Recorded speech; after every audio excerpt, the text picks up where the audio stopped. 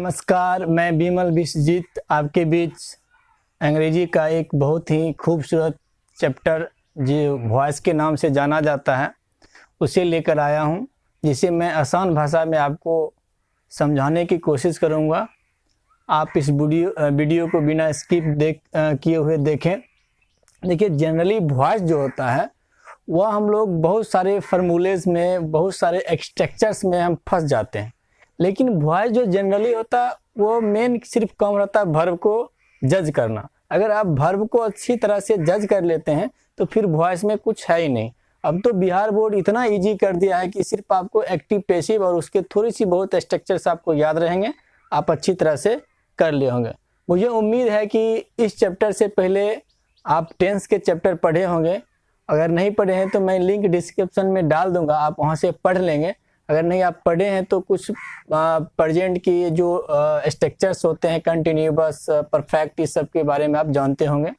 चलिए बिना टाइम गंवाए हुए आपके बीच ये देखिए, मैं वॉइस का चैप्टर लेके आया हूँ जिसे मैं आसान भाषा में समझाने की कोशिश करूँगा। मेनली वॉइस जो होता है, मैं बार बार कहता हूँ, तो वो किसका होता है गेम? वह एक वर्ब का गेम होता है। तो सब्जेक्ट और ऑब्जेक्ट की इसमें कहानी होती है। तो वर्ब जो मेन वर्ब होता है, यानी जो V1, V2, V3 में बदल जाता है, वो मेन वर्ब मेरा कहलाता है। तो आप देखिए यहाँ पे ये वर्ब है। वर्ब के जो पहले रहता है जो वर्ड, वो जनरली सब्जेक्ट के तौर पे रहता है, और वर्ब के जो बाद रहता है वो जनरली ऑब्जेक्ट के तौर पर रहता है। एक्टिव में क्या होता है कि सब्जेक्ट आगे रहता है और ऑब्जेक्ट पीछे रहता है, और बीच में आपका वर्ब रहता है। पैसिव में क्या होता है, यही ऑब्जेक्ट सब्जेक्ट बन जाता है और सब्जेक्ट यही बाय एजेंट के रूप में काम कर जाता है। एक्टिव पैसिव की पहचान कैसे करें? तो आप एक्टिव पैसिव का पहचान जनरली रूप से आप कैसे कर सकते हैं? जो एक्टिव रहेगा वो V1, V2, V3 में हैव, हैज के बाद रहेगा। लेकिन पैसिव में क्या होगा कि बी वर्ब के बाद जनरली निश्चित रूप से आपको क्या रहेगा? V3 दिखेगा। अगर बाय एजेंट वह सेंटेंस डिमांड करेगा तो आपको बाय एजेंट मिल जाएगा। चलिए इसको मैं आगे समझाने की कोशिश करता हूँ। जैसे जनरली में देखिएगा कि एक्टिव वॉइस का जो आपका वर्ब मिलेगा वह जनरली V1 या V2 पास्ट टेंस रहेगा, V2 मिलेगा। जितने भी परफेक्ट टेंस होंगे, चाहे वो फ्यूचर परफेक्ट हो, चाहे वो पास्ट परफेक्ट हो, चाहे वो प्रेजेंट परफेक्ट हो, वो आपको V3 के फॉर्म में मिलेगा। और जितने भी कंटिन्यूअस हैं वो आपको V4 में मिलेगा।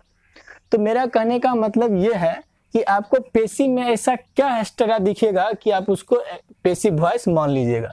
तो मेरा कहना है कि अगर आपका सिंपल प्रेजेंट का टेंस है और आपका एक्टिव में वो V1 दिखेगा, तो आपको पैसिव में is, are, am according to subject आपको वो लेगा। अगर आपको एक्टिव में V2 दिखेगा तो पैसिव में वो अकॉर्डिंग टू सब्जेक्ट आपको वाज या वेयर ले लेगा, ऑब्जेक्ट जब सब्जेक्ट बनेगा तब।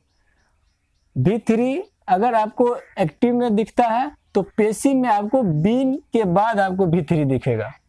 उसी तरह से V4 है, अगर एक्टिव में V4 आपको दिखेगा ING, तो पैसिव में आपको एक्स्ट्रा वर्ड जो है वह बीइंग दिखाई देगा।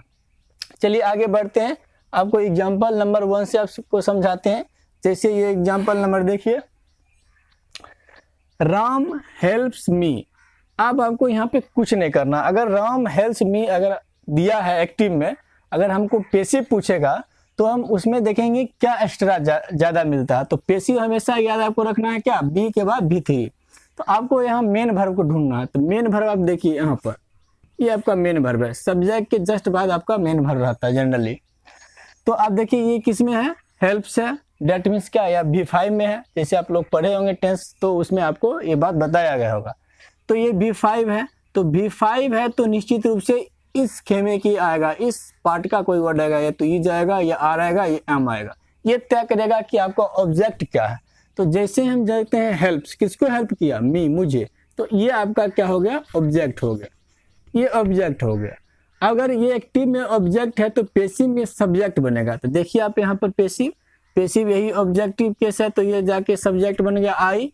और हम जानते हैं कि आई के साथ बी वर्ब कौन लगता है? एम। तो आई के साथ मैंने एम लगा दिया, और जैसे ही बी वर्ब दे दिया तो आपको V3 देना है। जैसे आपको आगे बताए थे, V3 हेल्प का V3 हेल्प्ड होता है। तो आपको V1, V2, V3 भी याद करना पड़ेगा।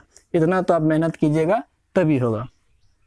आप देखिए बाय एजेंट यहाँ डिमांड करता है, किसी किसी में बाय एजेंट नहीं लगता। क्यों नहीं लगता उसका रीजन हम बताएंगे।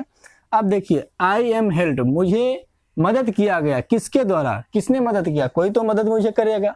अननोन पर्सन तो कोई मुझे मदद नहीं करता, कोई मदद करेगा तो जाना पहचाना इंसान कर सकता है। तो बाय कौन मदद किया, यहाँ राम किया, क्योंकि राम हेल्प मी, राम मुझे मदद किया, अर्थात मैं राम के द्वारा मदद किया गया। दूसरी बात आगे चलते हैं, राम हेल्प्ड, देखिए सेम वही है, बस हम सिंपल पास्ट में चले गए। राम हेल्प्ड मी, अब देखिए मेन भर आपका किस में है, V2 में। अगर ये मेन भर मेरा V2 में है तो एक्टिव में हमको क्या दिखेगा, एक्स्ट्रा वर्ड, एक्टिव में हमें दिखेगा वाज या वेयर। तो देखिए फिर आपका ऑब्जेक्ट क्या है, मी को सब्जेक्ट बनाए यहाँ आई आपको पता है कि आई के साथ क्या लगाते हैं, तो आई के साथ हम वाज लगाते हैं। मैंने वाज बी भर दे दिया, बी भर के जस्ट बाद हमको क्या देना है, V3 क्या होगा, हेल्प का, हेल्प ही चलता है। अब देखिए आप कहिएगा कि यहाँ V2 है, यहाँ V3 क्यों हो गया, तो आप याद रखिएगा अगर एक्टिव वॉइस रहेगा तो हैव, हैज, हैड के बाद V3 देखेगा। अगर वो पैसिव होगा तो is, are, am, was, were के बाद आपको V3 दिखेगा। तो आप देखिए वाज के बाद यहाँ क्या आएगा, V3 आएगा, यहाँ पर ING नहीं लगा दीजिएगा। चलिए फिर बाय एजेंट आपको पता है कौन मदद किया, तो बाय एजेंट आपको दे देना। जब आपका बाय एजेंट डिफिनिट रहे, यहाँ पर हेल्प करने वाला, आपको बताने वाला, समझाने वाला कोई पार्टिकुलर पर्सनल प्रोनाउन रहे तो आपको बाय एजेंट निश्चित रूप से देना पड़ेगा। चलिए आगे बढ़ते हैं, Ram has helped me, Ram ने मुझे मदद किया है। अब देखिए आपका ये परफेक्ट है, हैव हैज अभी बताए थे, हैव हैज के बाद क्या आ रहा है, V3 आ रहा है, तो निश्चित रूप से ये परफेक्ट है। अगर हैव हैज आ रहा है तो आप वो हो जाएगा प्रेजेंट परफेक्ट टेंस का हो जाएगा, तो प्रेजेंट परफेक्ट आ गया। अब देखिए ये परफेक्ट का ही है, V3 के बाद क्या लगाते हैं, एक्स्ट्रा वर्ड, V3 के बाद एक्स्ट्रा वर्ड बीन दिखेगा हमको किस में, पैसिव में। देखिए उसके बाद ऑब्जेक्ट मेरा क्या है, ऑब्जेक्ट मेरा है मी को सब्जेक्टिव केस में लाए आई के साथ आपको जो भी बी वर्ब है ऑलरेडी यहाँ दिया हुआ, वही बी वर्ब आपको यहाँ आ गया अकॉर्डिंग टू सब्जेक्ट। अगर मान लेते हैं यहाँ पर यू रहता तो यू के साथ हैव लगा देते हैं, ठीक है। तो यहाँ मिस्टेक थोड़ा हो गया, आई यहाँ पर हैव लग जाएगा। बी वर्ब आपको ये वाला नहीं देना, अकॉर्डिंग टू सब्जेक्ट देना। देखिए ऑब्जेक्ट यहाँ था तो आई मैंने दे दिया और हैव दे दिया, उसके बाद एक्स्ट्रा वर्ड ये आपको बीन दिखेगा किस में, पैसिव में। उसके बाद V3 दीजिए, बाय एजेंट आपको पता है कौन होगा, आपको किसने मदद किया तो वो दे देंगे। अब वो आपको क्वेश्चन में क्या करेगा, जब वो पेपर में आपको डालेगा तो 4 ऑप्शन देगा। जिस तरह से यहाँ से मैंने मिस्टेक किया था कि हैज लगाए थे, वहाँ पर वो हैज भी लगा देगा, हैड भी लगा देगा, वाज भी लगा देगा, वेयर भी लगा देगा, या इनमें से कोई नहीं आपको करके देगा। तो हमेशा आपको ये याद रखना है कि जिस टेंस का एक्टिव वॉइस है उसी टेंस में आपको पैसिव बनाना, ना कि सिंपल प्रेजेंट में आपका एक्टिव है और पैसिव आप पास्ट टेंस में बना दीजिए, ऐसा कभी नहीं हो सकता। तो इस बात को आप याद रखें। जनरली यही पर इसी फार्मूला पे आपको बार बार प्रैक्टिस कीजिए। टेंस के स्ट्रक्चर देखिए, प्रेजेंट कंटिन्यूअस क्या है, परफेक्ट कंटिन्यूअस क्या है, ठीक है। ये धीरे धीरे करते करते प्रैक्टिस आपको आ जाएगा और मैं डिस्क्रिप्शन में आपको PDF भी डाल दूंगा और इसके नेक्स्ट वीडियो भी हैं, आप उसको देखें। उम्मीद है कि आपको ये चीज़ समझ में आया होगा, ठीक है। तो आज इतना ही रहने दीजिए और आपको बार बार इस वीडियो को देखिए और इसका पार्ट 2 भी डला हुआ है, आप उसको भी देखें और आप घर पे प्रैक्टिस कीजिए। अगर किसी प्रकार का आपको दिक्कत होता है तो आप कमेंट सेक्शन में जाकर आप लिख सकते हैं और इसके सिवा किस टॉपिक में या किस चैप्टर में आपको दिक्कत होता है उसके बारे में हमें कमेंट सेक्शन में बताएं कि इस टॉपिक पे आप बना दीजिए, तो मैं उस टॉपिक को एनालिसिस करके उसका वीडियो आपको डाल दूंगा।